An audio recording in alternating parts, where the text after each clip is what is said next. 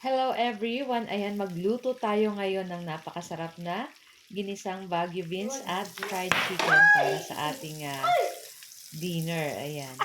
So, ito yung ating naisip na lutuin dahil bigla kami nag-crave ng chicken, ng fried chicken. So, medyo matagal na rin po yung last time kaming kumain. Kaya naman, fried chicken yung aming lulutuin. And syempre, masarap po yan kapag may kapartner na gulay. So, yung ating naisip na gulay ay ginisang Baguio beans. So, meron tayong konting pork at sinangkot siya na natin iyan. At, ayan guys, nagisa na tayo ng bawang at sibuyas, talaga nagtatalsikan ng mantika. Kaya talagang pag nagluluto tayo ay mahirap pag natatalsikan po ng mantika. Ayan, masakit. So, pag nagluluto po ng ganyan, medyo lalayo-layo na lang tayo. Ayan. So, ayan, ginisan na natin yung ating bawang at sibuyas kasama ng ating pork at naglagay na tayo ng toyo, oyster sauce at pamintang durog.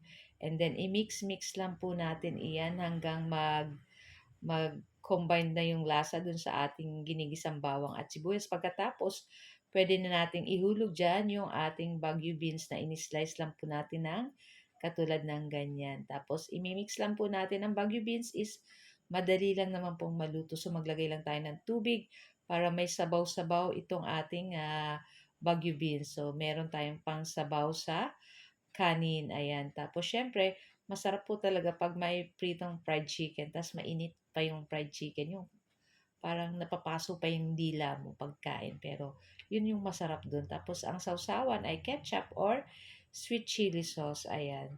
So, yan. At luto na rin yung ating ginisang Baguio beans. So, ayan na yung ating fried chicken.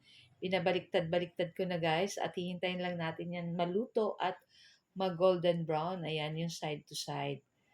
Ayan. Tapos, syempre, babalik-balikta din po natin yan para yung kabila naman ang maluto. So, pag ganito na po yung color, ayan, ang ganda ng kulay niya, di ba?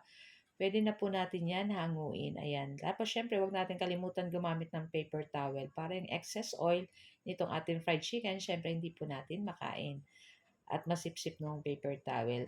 So, after natin makuha lahat, eh, sinunod ko na rin dyan yung ating natitira pang fried chicken. So, hindi ko na lang guys na videohan yung pagkuha pa natin at basta same lang naman po yung ating ginawa dun sa ating pagprito ng ating fried chicken. So guys, ayan at ito lang po ang ating video today at sana po ay nag-enjoy kayo sa lahat po ng new followers ng Momshi and Three Sons.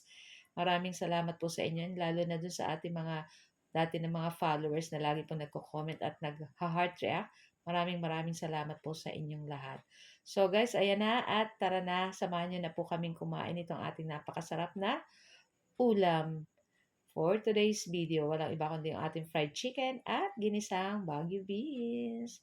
Tara na guys at samahan nyo na rin po kaming kumain. Thank you for watching. Bye! Ciao!